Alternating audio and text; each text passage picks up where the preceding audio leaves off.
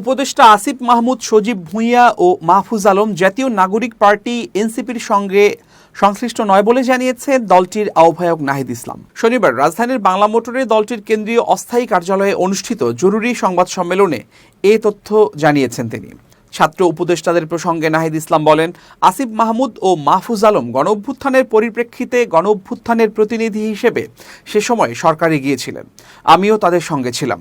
তারা যদি রাজনীতি করতে চায়, নির্বাচন করতে চায়, তাহলে তারা সরকারে থেকে সেটা পারবে না। তিনি আরও বলেন, দুইজন ছাত্র উপদেষ্টাকে নিয়ে এনসিপির সঙ্গে যেভাবে অপপ্রচার চালানো হচ্ছে, আমরা এটির তীব্র নিন্দা জানাই। এনসিপির আহ্বায়ক বলেন, নির্ধারিত সময়ের মধ্যেই জুলাই ঘোষণাপত্রও প্রকাশ করা উচিত। বিচার সংস্কার এবং নির্বাচনী রোডম্যাপ একত্রে ঘোষণা করা দরকার। সবার সঙ্গে আলোচনা করে একটা সুষ্ঠু সমাধানে যাওয়া প্রয়োজন রয়েছে। আমাদের সবাইকে দায়িত্বশীলভাবে আলোচনা করতে হবে। আমাদের জাতীয় নিরাপত্তা, ভবিষ্যৎ বাংলাদেশের কথা ভেবে আমাদের দায়িত্বশীল আচরণ করতে হবে। সেনাবাহিনীর প্রকাশিত তালিকা প্রসঙ্গে তিনি বলেন, সেনাবাহিনীর পক্ষ থেকে 626 জনের তালিকা প্রকাশ করা হয়েছে।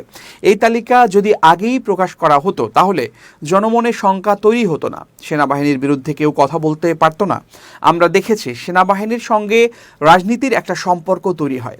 1/11-এর সময় আমরা দেখেছি এটা সুখকর নয়। বিগত সময়ে বিভিন্ন প্রতিষ্ঠানকে দলীয়করণ করা হয়েছে। মানবতা বিরোধী অভিযোগও তাদের বিরুদ্ধে রয়েছে।